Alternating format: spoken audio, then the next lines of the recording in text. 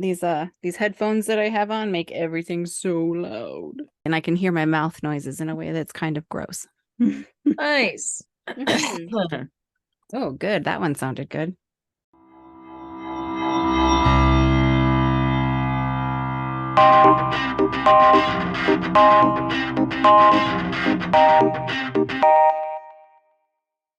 Welcome to another conversation with the Apostate Sisters. I'm here with my sister Nancy, and my name is Patti. We grew up in a doomsday cult called the Worldwide Church of God. We are also pretty nerdy about history and culture, and we're definitely still critical of religion. So get ready to get mad or to nod your head in agreement as we talk about today's topic. Hello, Patty. Hello. It's pretty funny that we're doing this on the Sabbath, a Saturday. Yeah. Pretty Yeah. fitting, actually. So this would be forbidden, actually, to record this podcast according to biblical laws. Right, for sure. Yeah. Well, as you may have guessed, today our conversation is about yet another keystone of the Worldwide Church of God, one of its main tenets, keeping the seventh day as the Sabbath. Puke. Yep. Yep. Well, since we were Sabbath keepers as children in the Worldwide Church of God, we were taught a lot of things about that, but what it meant as kids was that we needed to keep it holy. We learned that Friday night sundown to Saturday night sundown constituted the official Sabbath. So we'll get into why the church set that as the standard, and then a little bit about how that played out for us as kids. And we'll give a little historical context because it's what we do. Let's jump in. Yep. So Sabbath, now I'm kind of wondering where to start. I mean, there's only, as far as I know, one church today, aside from like Judaism, that actually observes Saturday as the official Sabbath, and that is Seventh-day Adventists, which I believe the founder of Worldwide Church of God, Herbert W. Armstrong, was a follower of that, and he told his congregation they have to follow this biblical law as well. Well, he started as a Seventh-day Adventist for a while, right? And then somehow it wasn't what did you say about it? You said it wasn't extreme enough for him. And so he took it I'll say it again, Pads. He was extreme for extreme. Our parents, even though they're in an extreme religion, they're on the extreme side of that religion as well, which boggles my mind. So the true believers. mm-hmm. Yeah. I will say that over and over, that to our parents' credit, they are dedicated and loyal, which I guess you could say that means they're brainwashed, but whatever. Well, absolutely. Like self-induced. Yeah, they're all about the doctrine too, Patty. I had no idea. Here I thought they studied maybe, world history and some of the facts surrounding like where the Bible came from and all that. No, they actually could care less. They just care about this doctrine itself. And if it tends to, conflict with our history timeline, which it does, they either ignore it or they don't bother to look into it. No, I think it's just believed that it's a conspiracy, that all of otherwise recorded human history is a conspiracy, or it's been altered to obfuscate what God was doing. Of course, because God's not strong enough to like make that not happen. Okay, Whatever. well, he didn't stop there from being so many different versions of the Bible either. So I just thought that if it's his true word and it should be verbatim, but my bad, I guess not. We're just going to allow all these different versions, which they all have different meanings. And yeah, Right. good luck with us trying to figure out. Well, think about it. If God actually, is able to control all things and set things in motion, whatever, he's going to know what's going to happen. And he sets these laws in place and expects us all to interpret what he inspired in the Bible. Well, I think that's just like trickster energy, like Loki, trickster. Like, think about it. It's like Right. Let me drop this set of instructions, convince people of it, but those sets of instructions are really mushy and open to interpretation, and it's going to cause some funny chaos. Watch people fight over absolute nonsense. It doesn't matter. But as the last great day prophet of God, he has the answers, and only him, Patti. Oh, Herbert W. Armstrong, yeah. Yeah. I guess I was meaning the Bible, like the idea that if God actually knew all these things, that God is kind of like messing with us. Like, Oh, absolutely. here's my word, but you're going to get it really confused and not everyone's going to get it right. And you're going to fight amongst yourselves. I mean, that seems like intentional fucking with us. Well, he does throughout the entire Bible. He's an abusive dude. Well, yeah, we know He's that. horrifying.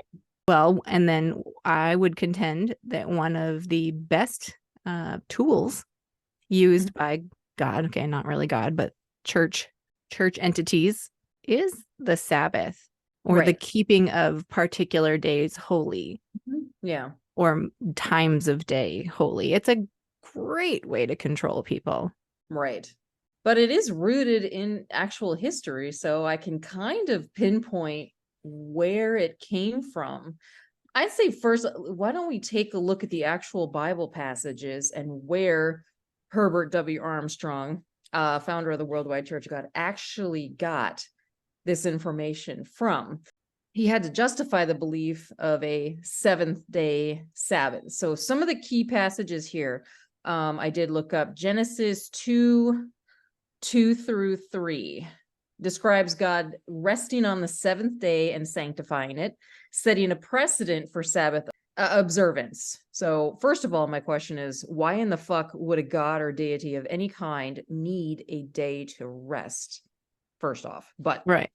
maybe that's just him setting up for his people to say, you can work all these 6 days, but on the seventh day, which in the Gregorian calendar, which is what majority of the world uses today, not everyone, the seventh day is Saturday.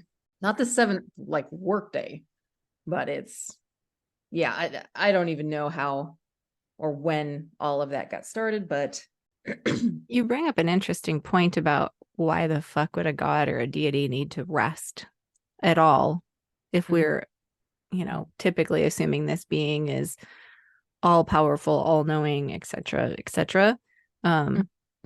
Because when you look back at other civilizations, the way they interacted with their gods showed that their gods had a lot more human characteristics, and they had even, like Greek gods, they even had human foibles, Right. lustfulness and all of those things. I think that the idea of God being omnipotent, omnipresent, blah, blah, blah, I actually think that's a lot newer, because I think once science started making us realize, oh, God's not like up on that cloud, they had to make him bigger, right? Because they had to put him out of reach of where we could prove him. Right. That makes sense. Right. So, like, with the more modern takes on what God's powerfulness is, you're right. It doesn't make sense at all. But when it was written and gods were considered to be much more human-y, Yep. well, it made a lot more sense. Yeah. I think even throughout history, like around Mesopotamia, like kings and leaders were called gods and seen as having some sort of special powers, and that could have even triggered this whole craze. But I mean, who knows? Yeah, when humans are describing a god, what else do they have to go off of? They just kind of describe their own humanistic traits. Well, yeah, and they're describing their leaders. I mean, Right. I'd heard it said that the stories of the male gods going around fucking everybody in like Norse mythology, the Yeah. idea put forth on that I saw was that it was kind of like what was happening in real life was their kings, their rulers, etc., were pretty brutal. Oh. And what was it in Braveheart? I think this is a true thing, that the king or whatever of an area, upon a wedding, he would get to sleep with the woman first. Right. Prima nocte. Ugh. Remember that. Yes, I'm sure that was true. Yeah. Right. Because So all of this rampant rape and everything going on, they make up stories about gods that, like, oh, they just love all the beautiful ladies. And it's like, well, really, that's their gross whitewashing of the rape that was happening by people in power. Yeah, like as if it was some sort of honor to be raped and sexually assaulted by these kings, gods, Well, these because think how many children in the, it's kind of weird. Think how many children in that kingdom or whatever would then be the kings. you. Strange. Isn't that what they want? It is, yeah. Except it gets weird when then everybody in your village or your Related whatever, to. all your serfs, they're all related. I mean, they were anyway, because there weren't as many people and they didn't travel as far, but yeah. Yes. Creepy and terrible. The terrible stories we make up to make excuses for our evil kings and gods, I tell you. I know. But I suppose when people didn't have a choice back then, it's not like they were treated as individuals with respect, and they were tools, they were little pawns. Right. Well, and if there's stories told of their gods doing these things, it was not going to be as bad that their human leaders were doing it. Oh, yes, absolutely. Mhm. Shit rolls downhill. Well, Yeah. that's what it is. Yeah. Right. But it allowed the people to excuse the bad behavior of their leaders then. Not that they were in any Yeah. position to rise up anyway, but you know. Mhm. Yeah. Okay. Yeah. Should we move on to Exodus where the meaty shit is? Oh, yeah. So this is actually the fourth commandment in, I believe, the 10 Commandments, right? This is Yep. Exodus 28 through 11. And this directly commands the observance of the Sabbath day, Can I read Saturday. it? Can I read Yeah, it? go for it. Okay. I want to read this one and the next one, actually. Okay, go ahead. They kind of go together. Okay. Okay. So this one's Exodus 28 through 11. Yep. Remember the Sabbath day to keep it holy. 6 days you shall labor and do all of your work, but the seventh day is a Sabbath to the Lord your God. On it you shall not do any work, neither you nor your son or daughter, nor your male or female servant, nor your animals, nor any foreigner residing in your towns. For in the 6 days the Lord made the heavens and the earth and the sea and all that is in them, but he rested on the seventh day. Therefore the Lord blessed the Sabbath day and made it holy. Let's see. It doesn't say that the wife is not supposed to do any work. Your son or daughter, no. Oh, is that what I mean, it doesn't. It literally doesn't say that the wife can't do work. You know what's funny, Pats? All throughout the Bible, it always talks about mankind and men, but it's like, okay, so us women don't have to pertain to these rules then? Because women are only mentioned in a few spots, and of course, it's like from a control aspect. And I'm like, so you're telling men they can't do this and that, and they're like, I guess that doesn't include us. Jeez. Again, interpretation. Sorry, continue. That's fine. That's fine. So then, yeah, like a chapter later, shit gets a little more serious here. Ye shall, oh, you went for King James for this one, hey? Ye shall I keep the Sabbath, therefore, for it is holy unto you. Everyone that defileth it shall surely be put to death. For whosoever doeth any work therein, that soul shall be cut off from among his people. Ugh. Yeah. 6 days may work be done, but in the seventh is the Sabbath of rest, holy to the Lord. Whosoever doeth any work in the Sabbath day, he shall surely be put to death. Wherefore the children of Israel shall keep the Sabbath to observe the Sabbath throughout their generations for a perpetual covenant. It is a sign between me and the children of Israel forever. Wait, I thought Herbert W. Armstrong said it transferred to white English speakers. Okay, never mind. God says forever right there. Come on. All right. For in 6 days the Lord made heaven and earth, and on the seventh day he rested and was refreshed. Okay. God needs his sleep too. All right. Looks Cool. like we've got something in Deuteronomy and Leviticus and even Isaiah that are kind of reinforcing the same thing. Regurgitation of these same sorts of passages. But yeah, there's mention of it throughout the chapters. So, Mhm. But see, that one's a lot more serious. yep. Like, you're going to be cut off from your people. And can I just mention, you know me and my human emotional needs list that I like to reference. Mm-hmm. Keep it right here, in fact. Let's see it. So right away when that's saying, or you shall be cut off from your people, I mean, Mhm. that is a threat of the deepest biological kind because Yeah. that's survival, right? Hmm. If you're threatened that you're going to be totally cut off from what allows you to survive living right now, Hmm. you're probably going to obey, Well, absolutely. right? Like, Because it's like maybe even goes deeper than the human emotional needs and goes to just straight up biological needs because if you don't have people around you, you don't have shelter, food, water, etc.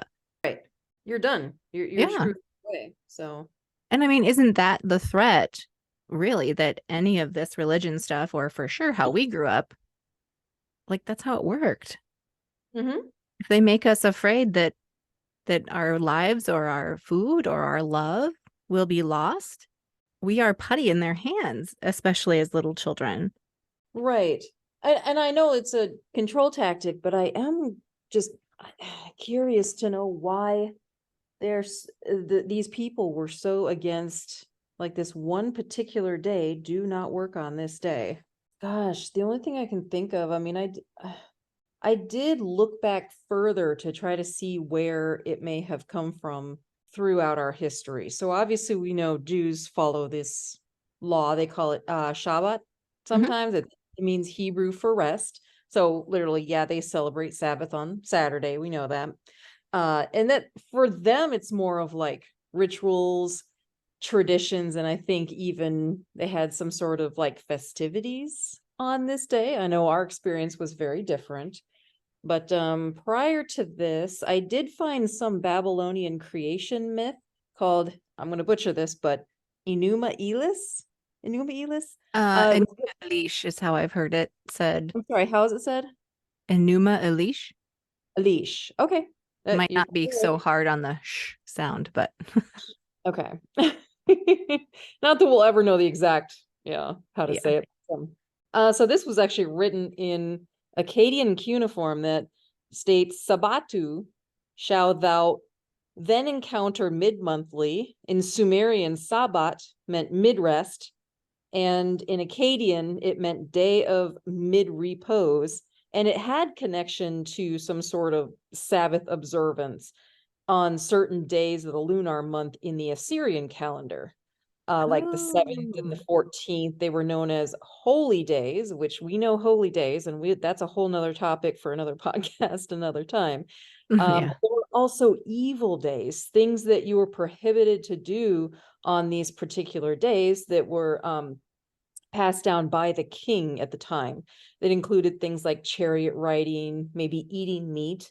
And I know it said common men were forbidden to make a wish. Do you remember this as kids too, Pats? The whole you never make a wish? Yes. Um, I boy, is that interesting. I feel like the way it was said to us was more like that you don't make a wish on something because then it's like you're putting your trust in that thing instead of in God. I'm pretty sure was Oh, how it, yeah, that was that would make the sense. well, Okay. because I was the kid always asking why, and I'm pretty sure that was the real or the pretty sure that was the explanation I got.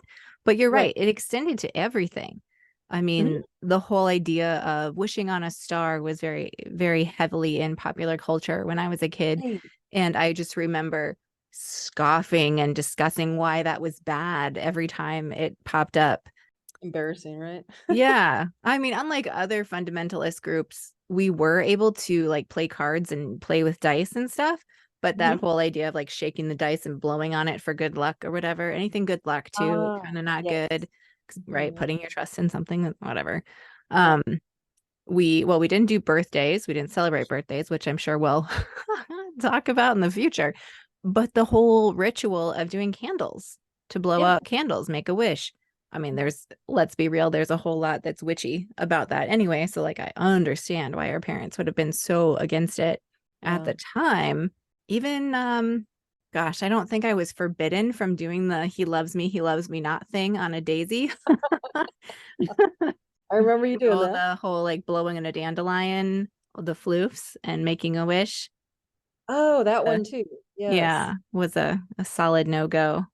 Maybe that was just a thing in the 80s. Like you remember that song that had come out around that time by Lee Greenwood? It was God Bless the USA. Like there was that one part in that song where you say, "Oh, I thank my lucky stars to be living here today." I remember having to sing that in some sort of like choir or chorus in school, and mom knowing about it, and she told me I could not say that part. And so literally the first thing she said to me after the performance was, "Oh, I see you lip synced that part." Like almost like verifying with me to like, "You didn't say that part, right?" What the heck? It was so fucked up. Of all the things to worry about in the world, I I mean, know. uh, It was so weird. This brain once. destroying ideologies. Damn. Yeah, really weird. Really weird. But is there anything biblical that talks about the whole like wishing upon something else, or was that just something that, maybe Herbert W. Armstrong had found along the way in his research? I'm guessing there's something in there about like not casting lots, and I assume that is because that's like gambling. So Mm-hmm. I'm assuming that somehow got extended or some other equally small passage that got extended out. I think last time we were talking about the Jewish folks potentially even having separate kitchens for their meat and milk because of the Yep. one scripture about not cooking a calf in its mother's milk. I mean, I Right. feel like that's the same energy that our parents carried through for some of the things like that about wishing or whatever that was just well, I guess to recap all of that, my takeaway was that, you know, because Judaism was here first, like to me, it seems pretty obvious that Christianity really just appropriated the whole Sabbath thing straight up from Of course. Judaism, Mm-hmm. took their texts, decided that their texts were the answer to the previous texts that the Jews had made. And so yeah, the idea of the Sabbath has been around for a really long time. Yeah, I think that's super interesting what you were able to look up about the Enuma Elish stuff, because clearly these ideas of rest days or holy days go back a lot farther than Christianity, even though I'm sure they would like to pretend that they invented it. Mm-hmm. Um, it's Life like, was hard. Yeah, life was so yeah, hard back then. They needed some time to rest and recoup. So, yeah, it would make sense that this all of a sudden became like a law of the king that you have to rest. Otherwise, people would get burnt out. They would be useless after that. I don't know. I'm just well, guessing. sure. I mean, similar things probably led to us having a 40-hour work week. Good. Yeah. Yeah. It probably did. Well, and who was it? Ford, when he started his car company, like he figured out, oh, if you pay workers enough where they can actually buy your product, you're going to sell more of your product. So, we learn things about what makes us better workers and what makes our lives better. And so it wouldn't surprise me if the idea of the Sabbath, starting long before Judaism, um, would have made sense to people. And then, as soon as you get people who want to be in charge, they like to enforce the standard thing always happening. Yeah. And I just wanted a side note that Ford actually, he was into British Israelism too, by the way. Ford? Oh, you're right. He was, wasn't he? Yes, in fact, why don't I go ahead and pull up? There was some document that he had written Is that like a about. Dearborn something? It was super white supremacist bullshit. Let me find it. Let me see. And it's a good point too to realize that here Henry Ford was the person who figured out that workers should be paid a living wage and that makes life better for everyone. And Oh, yet he's a person who was steeped in white supremacist nonsense. oh, and I actually found it here, Past. It's interesting. So the Worldwide Church of God started around what 1933 as Radio Church of God. Henry Ford's publication known as the International Jew. It was a 4-set volume of anti-Semitic booklets or pamphlets that were distributed in the early 1920s. Yeah, Dearborn Publishing Company, Yeah. which was owned by Henry Ford. Yeah, I have not read these, but isn't that interesting? Interesting little connection there that we didn't intend. The anti-Semitism, yet, yeah. Isn't that weird that anti-Semitism so often has a like, I'm going to steal your ideas first and then vilify you? It's bizarre. Yeah. Isn't that crazy? Ugh. Yeah, that's very frustrating. I suppose that's just another example throughout history. Yeah. Wow. I had forgotten about that too. When you brought up Henry Ford, I was like, oh, wait. There was some anti-Semitic publication that had come out. Yeah, like 1920s that was going around. And yeah, he was like an advocate for British Israelism. So weird. Oh, Yeah, this was a weird. thing in that time period, but yeah. I'll jump over to Islam. Mhm.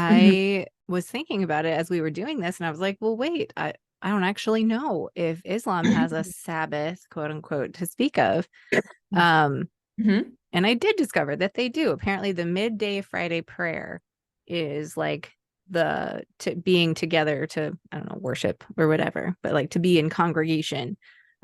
So Friday has a special significance. So all three Abrahamic religions like have That's this crazy. sort of special day. One's Friday, one's Saturday, one's Sunday.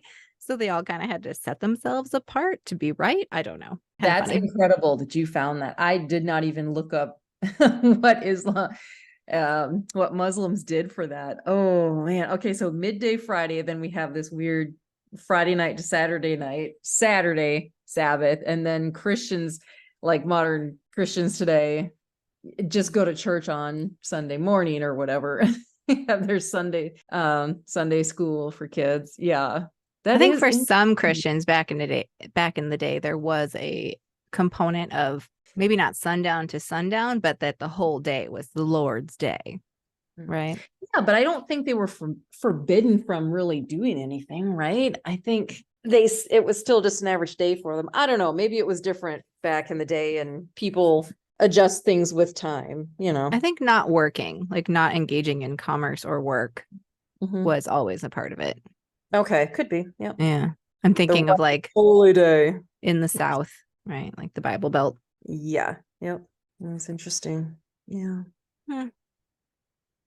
Well, now to the juicy stuff, because what did all of this ideology and brainwashing look like to us as children growing up in it? Oh God, so boring. So fucking boring. I know we can laugh about it now, but man, just putting ourselves back in that spot. I mean, Ugh. it's still kind of a laugh so we don't cry. Right. It doesn't bother me one bit. I mean, in a lot of years, I even forgot about the whole Sabbath on Saturday. I knew about it, but I was never like, oh, it's Saturday. I really shouldn't be working or doing anything, should I? But that's my question. What the fuck were we supposed to do? And what were we not supposed to do? That is so open to interpretation, but I guess, yeah, we can start covering what we remember as children. Mm-hmm. Mm-hmm. In essence, the rule was to not work, to not engage in commerce or do secular activities. That was kind of how Armstrong had it stated. I mean, like everything is secular activities. Non-religious activities. Like Yeah. taking a shit. Are we allowed to do that? Fuck. It's not Was it religious. a holy shit though? It's kind of a Oh. religious experience sometimes, you know. So I guess God. Sorry, I'm so gross. But this absolutely is bullshit. Yep. So we have to go through it. Yep. Yeah. Yep. Yeah. What do Well, you remember, Pats? I Hmm, I want to focus on one thing first what? about Sabbath because I think that whenever I think of Sabbath, the main thing in my head is the feeling I get thinking about Sabbath services. Ugh. Yes. Like I feel like I still feel stifled and sweaty thinking about Sabbath service. They were so fucking long, Pats, and boring Well, and and it just was a focal ugh, point. It was so important. I It was know. 2 hours long. It was 2 hours long on a regular Saturday Sabbath. Oh, And if it sometimes it was a holy day, it yeah. was two services to each 2 hours long. They had a place for a mother's nursing area, Mhm. but everyone was just in the main services. You know, like my later years in evangelicalism, they would take the kids out and have the kids go do like kid class things. But no, we were definitely expected to just sit and be quiet and not fidgety for 2 hours on metal folding chairs. Yes. Key point. I remember my butt hurting so bad, and I was bored beyond recognition. Like I couldn't, and you couldn't do anything either. Like you couldn't sit there and draw or do any writing or anything. You had to like sit there and us as kids, we're supposed to pay attention and understand what they're saying. Well, I'm gonna push back on the drawing thing because I specifically remember I did draw. I don't know Oh, you if I did? wasn't Okay. always allowed to or if I pushed the point and got to. But I remember being 8, 9 years old and sitting there doing fashion design because that's what I wanted to do. And I remember drawing things that like, it was like a series of bows down the side of the leg and the leg would be visible through it. And it was like I had very sexy clothes in my head that I wanted to draw while sitting in church. And I always felt like I was probably doing something I wasn't supposed to. Oh my God, so funny. Mm-hmm. Okay, so you were allowed to do those sorts of things. I don't know why I remember it different. Like I feel like I couldn't do literally anything. I was supposed to just sit there and listen. I was supposed to pay attention. I even remember mom or dad telling me, yeah, I had to pay attention. Like, There, I don't even know what the fuck they're saying. I was a kid. right. There may have been a point that they switched that and made us just listen, whether it was an age thing or I don't know. But Maybe. I know when we were little, there was a blanket, a crocheted blanket we always brought for whichever one of us needed to take a nap on the floor, could take a nap on the floor. Oh God. No wonder we got so much anxiety going through. Obviously, I didn't know what anxiety was as a kid. I Right. remember feeling numb and I didn't want to be there and I didn't look forward to it and just, God, life sucked. Ugh. Well, I mean, I don't know, it had a formula, right? I don't know if we could have looked at it as being comforting that it always went according to this formula. I think I just looked at it as boring as hell. Mm. But right, there was prayers, hymns, scripture readings. But it was actually so formulaic. Okay, tell me if you think I'm remembering this right, because I was trying to remember the order of everything. Um, Mhm. so I believe we started with 3 hymns, like it just opened with hymns. We started with Yep. 3 hymns exactly from that purple hymn book. Then there was an Mhm. opening prayer, a sermonette, which was like a 15-minute sermon, another Yes. hymn, announcements, special music, and then the Mhm. sermon and Yep. ending prayer, I think. Does that sound right to you? Yep. You know what? You remember more than I do. I actually have forgotten all this. Yep, but that sounds like the right order. Yep. I don't know if I got the announcements and special music in the right order, but that's okay. Yeah. No, they were both in there somewhere. Yeah, I absolutely. mean, ugh. The only days I really remember at church services that I was really into was the Hmm. days that we had potluck after services. I loved Oh, potluck yes. day. Because it's food. We looked forward to it. We wanted food. And they had sampler packs of tea and hot water out, and best of all, there were sugar cubes. Oh, you used to take the sugar cube. Oh yes, there were many sugar cubes in my tea. But didn't you equate sugar with, sin? Well, I just did whatever they let me do. Yes, that's true. Whatever Yeah. we could get away with, Yeah. right? So much wasn't allowed that anything that wasn't prohibited, I was like, hell yeah. You remember Maybe having to get all dressed up too, in these really ugly, old, outdated 80s dresses. They're all flowery and just, ugh, I felt so ugly. I just like everyone's dressing nice to go to church, and I'm like, everyone here looks gross. Like I didn't think anyone looked good. I remember being so insistent that I needed to wear nylons. Why? I don't know, because it made me more grown up. And I had been told my whole life I wouldn't grow up. So doing things that were grown up really appealed to me. That's really Wow, sad. that's It really sounded fucking deep. so sad when I said that. Wow, Mm, that's really deep. And here yeah. you are, grown up pets. Yep. Yeah. Now I don't know what to do as a grown up because I got here and I'm like, well, shit, never thought this far. Yeah, the world was supposed to end. What the hell? Yeah. Guess we're on our own. All right. Oh, And look at geez. us now doing a podcast about it. I know. Well, hey, what do you Oh my gotta God. Ooh. get lemons, make lemonade, something like that? Something like that. Yeah. Yeah. Yeah. What else do you remember from the services? A lot of weird shit. Like I remember we were supposed to memorize Bible verses, and I know I was terrible at it. I think you were good at it. Yeah, I did okay. Yep. I was able to conform myself to rote memorization when I needed to. Yeah, you were always good at memorizing. I was not, because I always wanted the context. I wanted the story around it. Why am I learning this? Like, what's the history of it? And of course, they don't answer that. They just want you to memorize some random passage, scripture. Gotta write it on your heart, you know. Well, yeah. That makes me think of Professor Umbridge at Hogwarts and making the kids who were in trouble write something, and then it would like scratch it into their hand at the same time.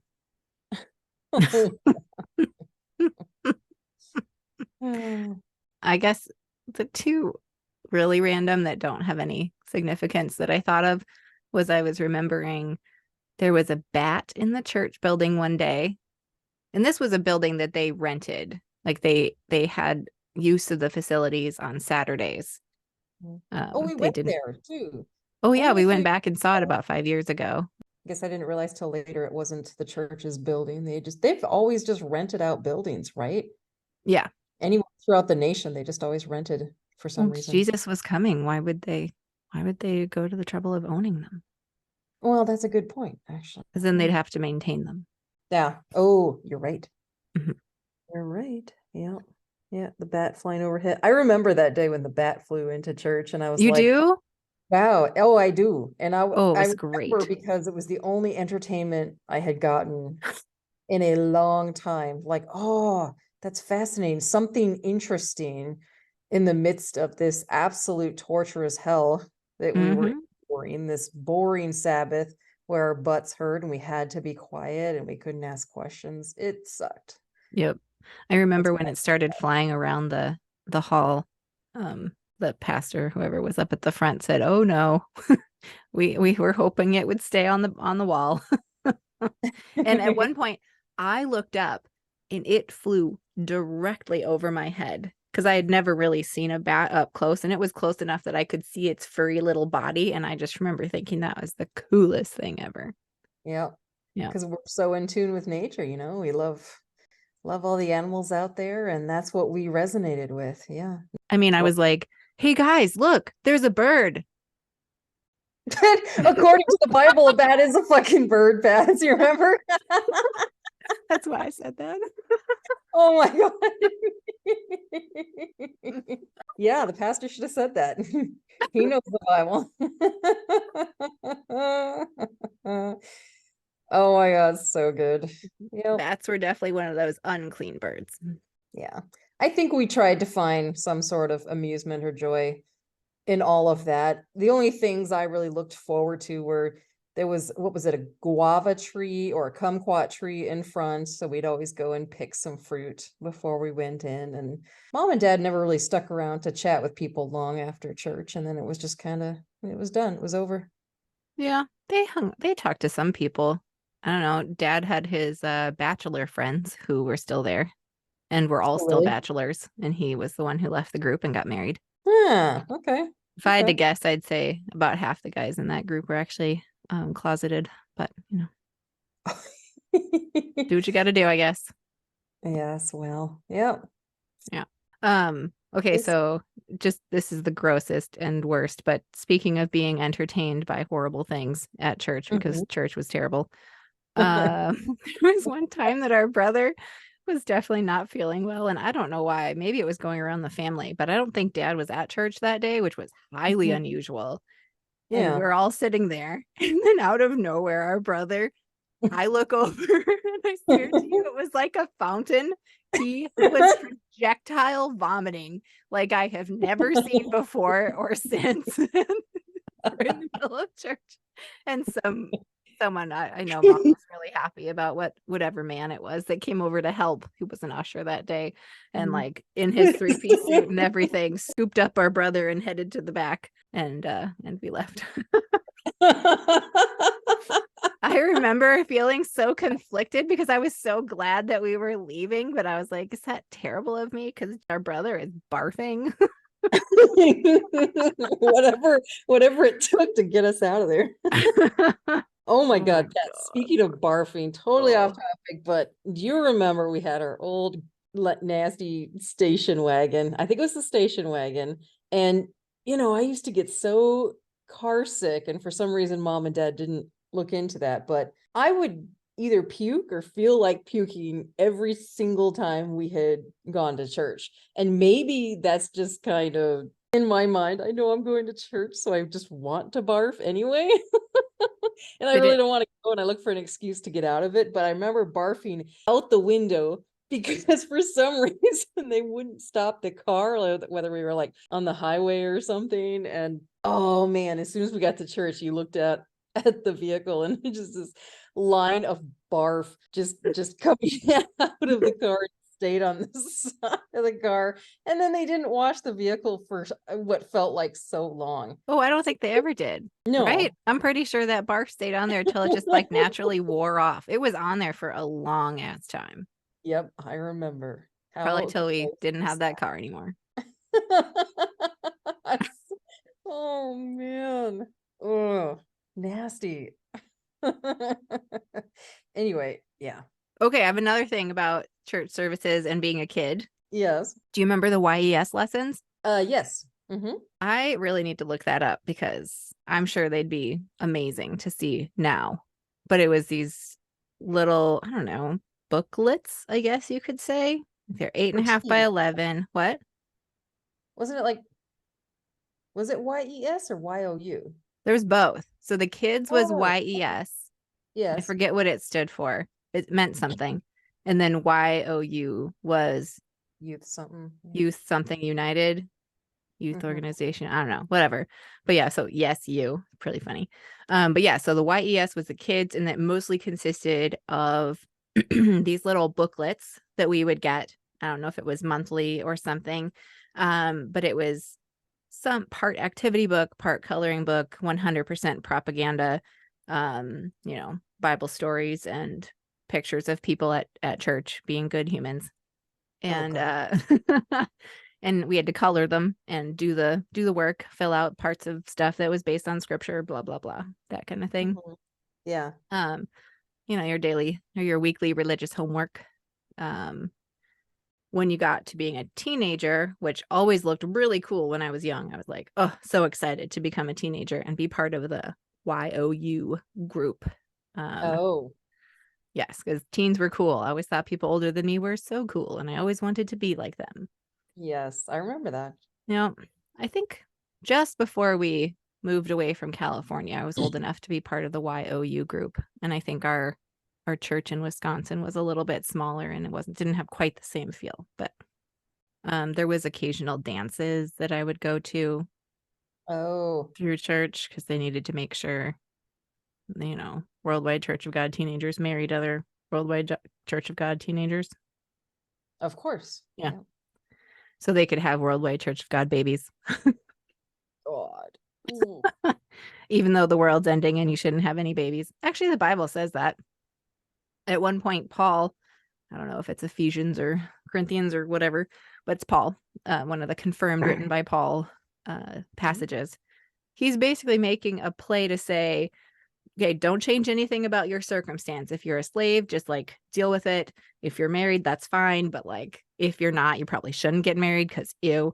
But like, nobody change anything. Nobody do anything. Jesus is coming back so soon. Like, everybody chill. Was kind of Paul's vibe. Yeah. And so it never made sense how things have gone forward from there. And I never understood why our parents fully believed that the world was going to come to an end within a few years. And they're like, let's have babies and bring them into the whatever this end of the world horribleness is going to be, because that's cool. Yeah, thanks. Thanks for that. Isn't that something? I don't remember anything about like the YES, YOUs, biblical lessons for kids in the world. About our parents being the extreme of the extreme. I mean, there's definitely more going on than the religious issues with our parents, because I remember coloring in one of those YES lessons, and I made a man's suit coat brown and his pants blue, or vice versa, something like that. And I definitely got chastised by mom because that's not how suits are. They match. Oh, okay. Yeah. Okay. So, I mean, the conformity being enforced through completing those books was like even beyond religiousness. But there's a lot of like physical conformity that church stuff requires too, as far as like short haircuts for men and long hair for women and all the silliness around it. Yeah. Mm-hmm. Well, they loved The conformity. adornments are a big damn deal. Yes. God will reward. You follow the rules. Mm-hmm. Mm-hmm. I'm still blown away. Yeah. We'll have to get So, into healing at some point because I believe the church officially was not interested in doctors, but did like anointing with oil type stuff. And I had that done to me once as a kid, anointed with oil in the back room for something. oh, I Yeah. remember the anointing of oil, but yeah, for some reason I thought only adults did that. No. They did it to me once. I don't know if it was because I was getting migraines or I had a bad attitude. Probably both. And it was probably just brought on by the church. Yeah, you had a bad attitude and you had a headache because of sitting through this boring service for 2 hours back to back. As a child, us just wanting to explore the world we're around, but nope. Oh man, we wasted so much time when we Mm-hmm. could have been learning things. Yeah. I mean, And it's like we suffered a lot of indoctrination as children because we're young enough to not. Oh, there's an invisible dude that lives in the sky. Well, okay, I'm new here. I don't know the difference. right. But it's like, so churches are really great at grabbing people when they're vulnerable. So when they're a child, also when they're vulnerable, like homebound folks, right? Like people that kind of have limited access to the world or limited access to information. Granted, the Yeah. internet has hopefully changed that to a degree. But I remember there was a whole, the soundboard in the back where they'd run the sound system. They were also Right. recording the services onto tapes, and then somebody would be back there creating new like copies of the cassette tape so that they could send these copies out to people who were connected to the church and sending them money and Yep. and be able to make sure that they got their weekly dose of indoctrination too. Wow. Do you think Mhm. they're still out there? I bet a lot of the sermons do still Ugh. exist in some form somewhere. I would be curious to, yeah, sit through a service and like pick it apart. I mean, I attended one recently at Feast of Tabernacles with Dad when I had gone. Mm-hmm. Oh, I think Uh, Herbert W. Armstrong's The World Tomorrow show is going to be worth watching and picking apart. World Tomorrow. Okay. Oh yeah, the original stuff from Yep. him direct. Yep. Oh, 1980, whatever. we should absolutely do that. Yeah. Mm-hmm. And then after Herbert W. Armstrong, there was, the church split apart and then there were all kinds of different pastors that they used to have. I remember sometimes like just having random ones, not really having the same one all the time. What was that about? Oh, I think it was a method of control from the top of the church because I think they would send a pastor to a place and I don't think he would stay more than like 4 or 5 years in a place. Okay. I mean, if we recognize that this organization is one that is extreme and will attract people who are extreme and then breed more extremeness, all of a Mm-hmm. sudden, if you've got a pastor in one place that like gets a whole bunch of people on his side over a few years and has like a slightly different take on something and has a break with the church, well, with the church proper, large church, he might just take his congregation off to do his own thing. Okay. Right. So I think it was really smart of the Worldwide Church of God to have a rotational system. Now, also the Catholic Church does that too. They rotate their priests around, and granted, that one is probably in service of hiding pedophiles. So it was probably that too. Let's be real. Good God. I Oh, mean, I shouldn't say that because I don't know, but like, come on, people. no, it's always Oh, the case though. Always seems to just like be. cult leaders always have private jets and fuck their daughters. Yeah, that's true. Like Herbert W. Armstrong, he had accusations of molesting his child, and then he got a wife that was what, 50 years younger than him? Yeah. It's always Yeah. there. It's part of it. It's like the It's it's like the archetype. Actually, that should probably be one of our modern archetypes. It's definitely morphed. It's been around, but it's got a modern flavor to it now for sure. Yeah. Yeah. But interestingly, the Worldwide Church of God kind of, when it did split apart, granted there was definitely splinter groups that wanted to maintain some portion of original teachings. Yeah. But also the church itself kind of declared themselves, bog standard evangelical, non-denominational-ish, right? Like they were trying to just latch onto that and go that direction. I mean, let's face it, there's a lot of money in being that. The one true church, absolutely. But I think the tactics that the Worldwide Church of God used are really evident in the evangelical community at large, and that's supported by a broader base of media. Yeah. Right. They're like using indoctrination and then like controlling your time and what you're thinking about. I mean, it's just like, I just don't see how it's all that different from anything fundamentalist or even like corporate driven religious entities. Yeah. Yeah. Or like, I don't know, some of those like, self-help, bettering your life through whatever things. It all does that same thing. They control your mind. They control your time. They get you. Yeah. Because you're sending them money. It's useful. It's control in a general sense. Yeah. You know what? I think in the end, that's really what it comes down to. Power control aspect, but really it's, yeah. And when you have money, you have power and control. So. Right. You well, and if you don't know how to wield your money, the people who are good at controlling human behavior can relieve you of your money. Oh, relieve our burdens, please. Take all. Yep. Yeah. Well, okay. So looking at evangelical Christianity, though, they go to church on Sunday. So that's weird and different from the Jewish Sabbath day that we kept.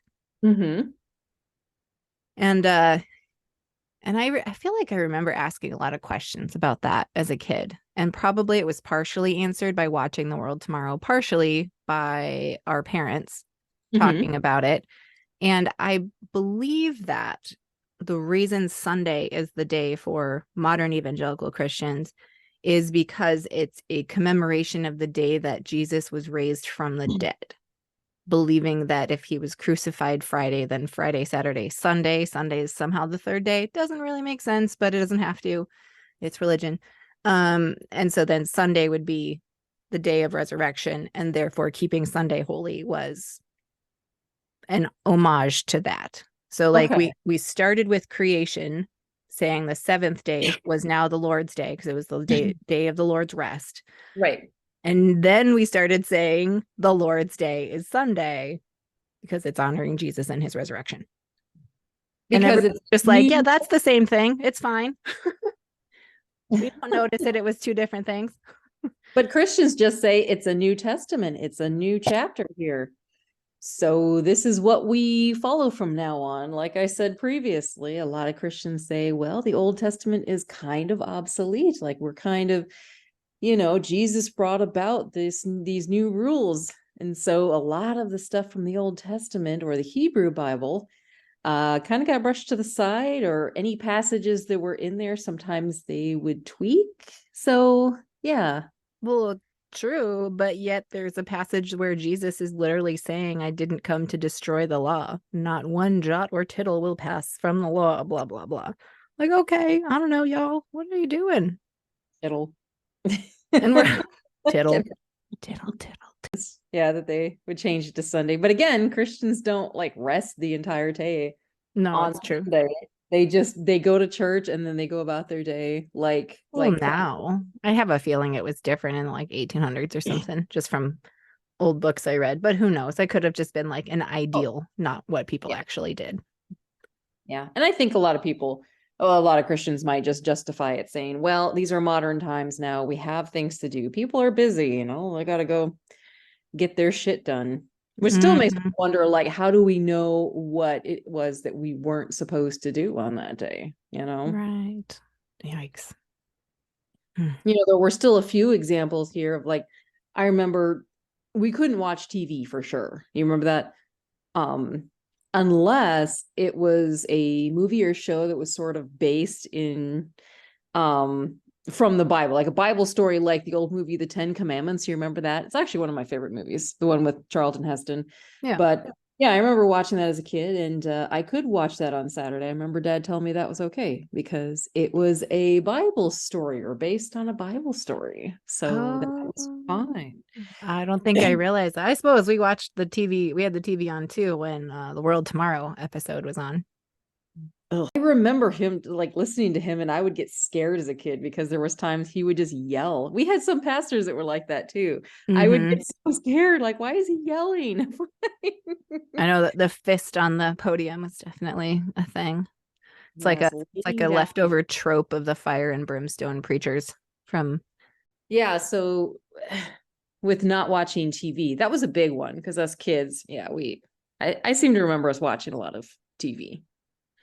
Oh, That was on our, non-Sabbath days. yeah. So Yeah. when we were without it on Saturdays, yeah, we were pretty bored. But I know we couldn't even do things like hang out with friends or go shopping. Well, I didn't have any friends, you did. Oh. But well, yeah. But I don't think we were supposed to even travel, if I remember correctly. Like, Hmm. I don't know. I mean, all of these, I kind of have memories where we did do that. Like I remember one, and this is actually kind of a sweet memory. I remember one day after church services, we went and got in the car, and mm-hmm. Dad says, "Oh, we're gonna go for a drive." Okay, we don't know any different. And the drive just kept going. And I was like, what? So we're driving and driving like all afternoon. And then we stop in Bakersfield for at a restaurant for dinner. And I still don't know what's going on. I'm just a kid, but I think I was like 6. So you're lucky. You'd be lucky if you remember this. So there we are. We're down in Bakersfield, several hours from home, unexpectedly. And the waitress at dinner asks our parents where we were headed or whatever, because it's like a roadside type place. They're like, Yeah. oh, well, we're taking the kids to Disneyland. And Eh, that was how I found out we were going to Disneyland. we went to Disneyland. Aw, see? See? I don't remember that. Oh, isn't that so sad? I worry about that with my own kids, all the lovely things I did when they were little, and I'm like, oh, they don't actually remember. Oh well. Oh man, But yeah, that's nice though. So we that was went to on Disneyland. It was a surprise trip Saturday? to Disneyland. Yeah. Oh, interesting. Okay, I didn't think that was allowed. So, See, I mean, right. We hardly did anything, but on that one, we did travel. So they kind of broke the rules tiny bits here and there, So again, pointing to like you're professing this thing because it makes you feel safe and it makes you feel better and it makes you feel special. But when it gets down to it and you just want to do a thing and it's in your way, you're going to find a way to do it anyway and be okay with it. okay. Okay. Yeah, other than that, it was all just very boring times for us on Saturday, and it felt like forever. I did come across the idea that Christians or whatever, however you want to say it, people following the letter of the law in the Bible, should not even be cooking on the Sabbath. And that's one I don't think we followed. I do think potentially there were simpler meals or more leftovers or something like that. But we Mm-hmm. cooked on Sabbath. We didn't like just eat cold cuts or something. Well, yeah, how could you not at least work to a certain extent Hmm. on Saturday? Right. And that you had a good question earlier about like, well, what does work even mean then? Is feeding yourself work?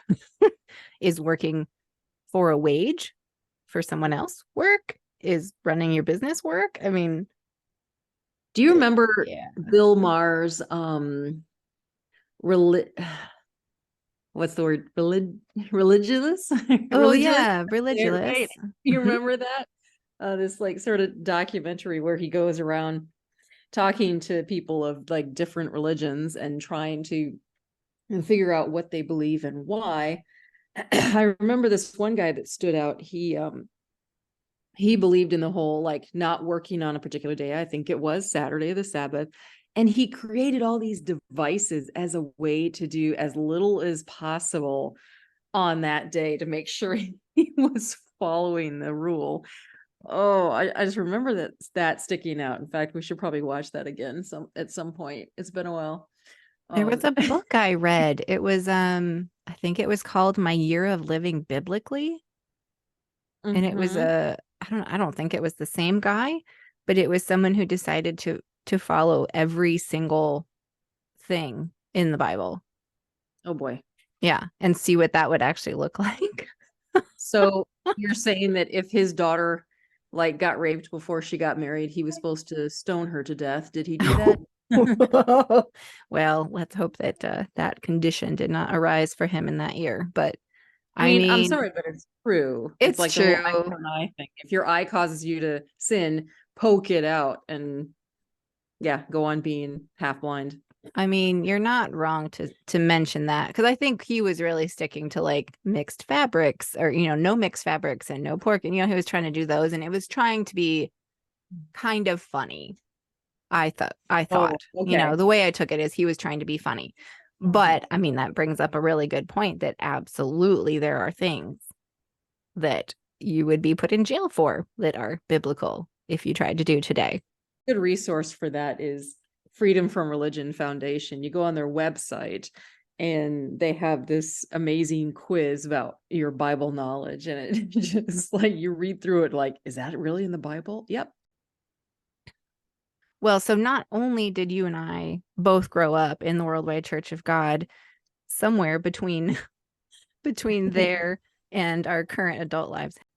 Well, yeah. So since both of us, went through this church, but then somewhere along the way, both of us ended up connected to evangelical church stuff, which I think at least for me, it was my way out of indoctrination in general.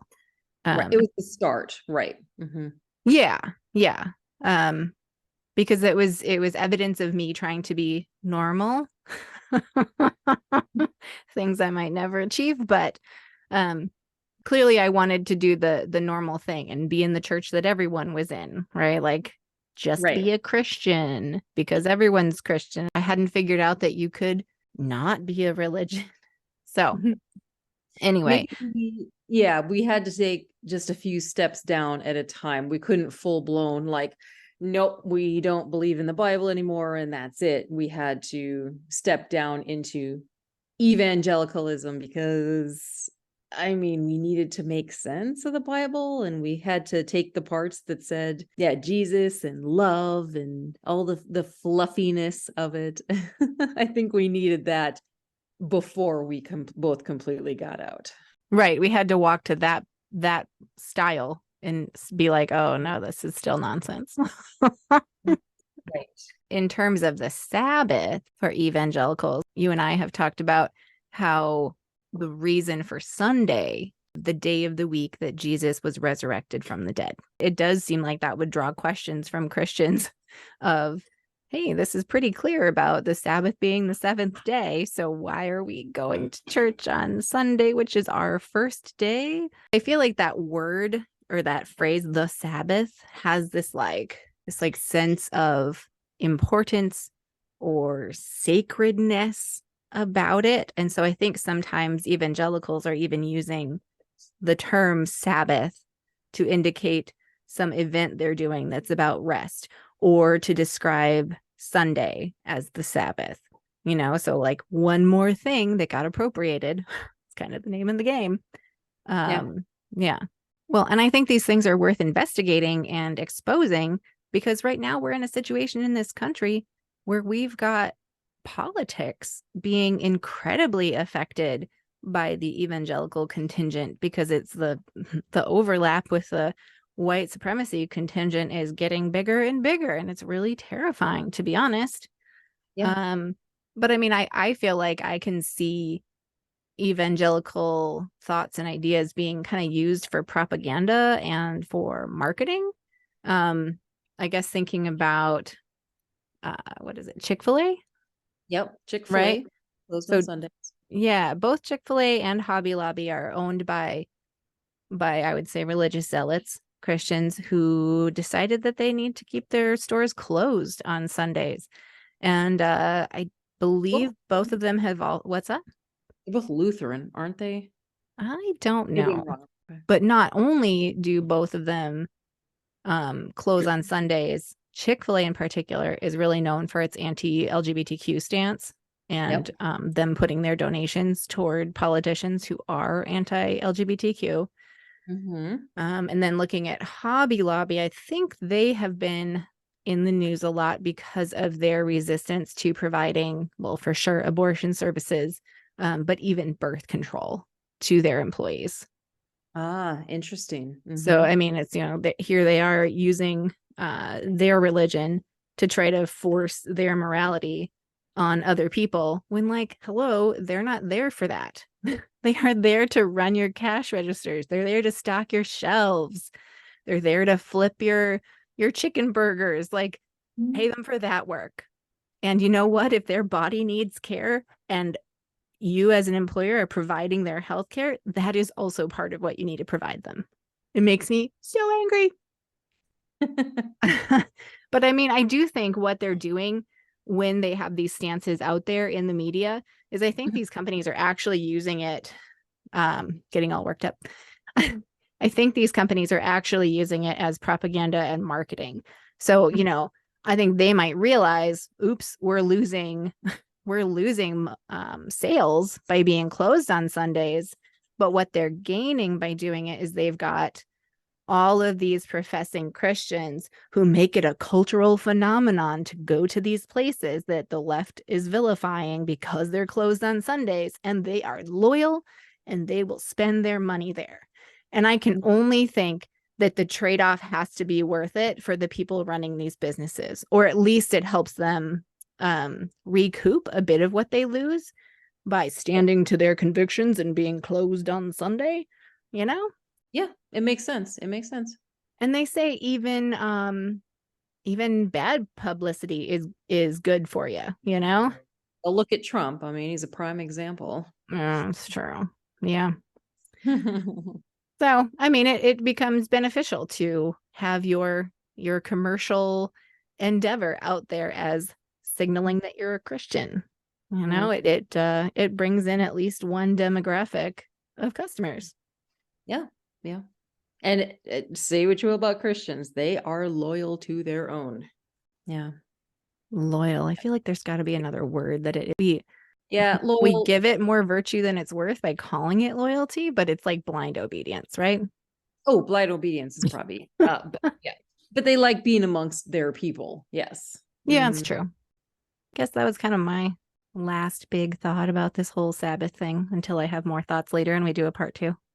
But that's really neat that kind of ties all that together, even in our modern times here, these two businesses that we know of. I'm sure there's a lot more out there. I mean, there's a lot of like closeted Christian business owners out there too, but these two in particular are blatantly out there, like, we're closed on Sundays. This is the Lord's Day, which is kind of interesting because it was always Saturday.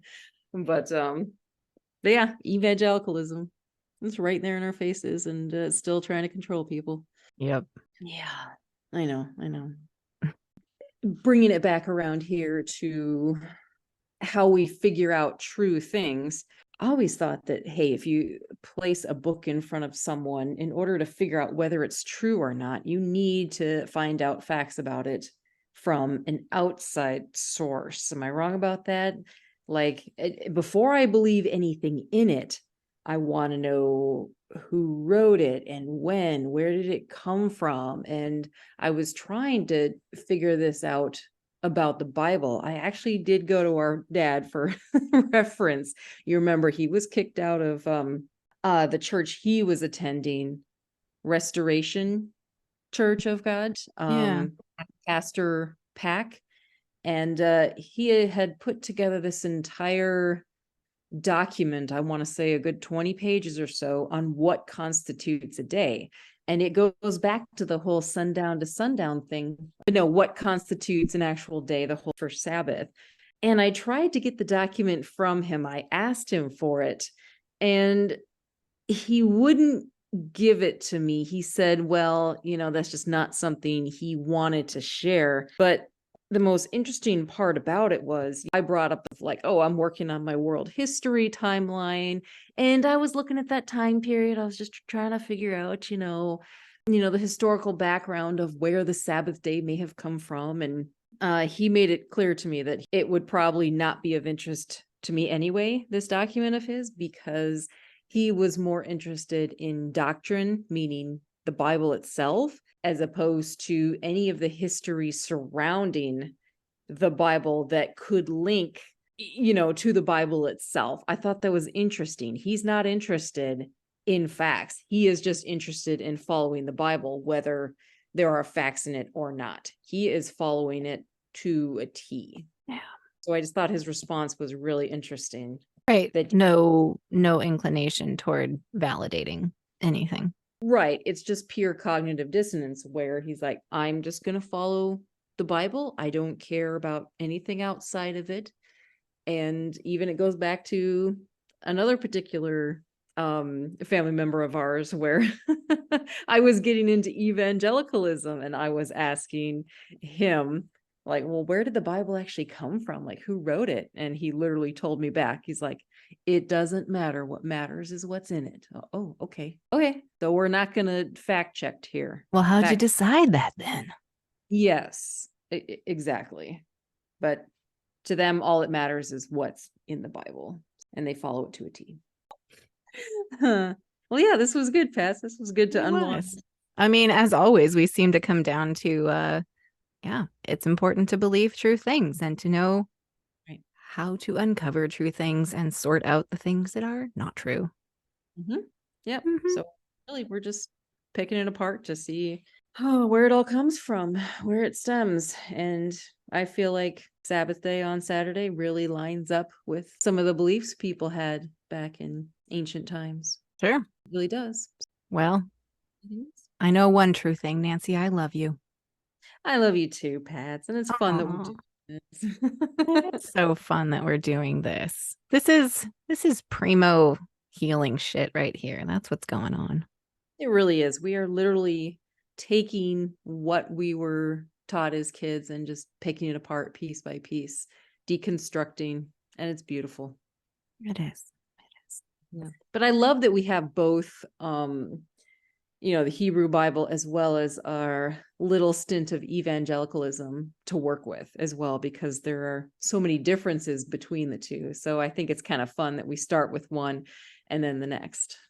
So definitely. I think the biggest surprise for me today was realizing this phrase, the Lord's Day, had started out as a Jewish idea for Saturdays. Mm-hmm. And then the same phrase, the Lord's Day, became a Christian idea for Sundays. Just funny. Yeah. It's very interesting. Mm-hmm. I didn't know that, Jesus was resurrected on a Sunday, and that may be why people go to church on Sundays, but that makes sense. Yeah. Now you know. And let's go have fun on the rest of our Saturday. Do whatever we want, because it's another day that we have. So, yes. Let's go do heathen things and eat babies. Yes. Yes. Go for it. Mm-hmm. All right, Pat. So I guess that's it for today. Thanks, everyone, for joining us for our sesh of apostate sisters and talking about the Sabbath day as being on Saturday. So we'll see you next time. Appreciate your time. Bye, guys. Bye.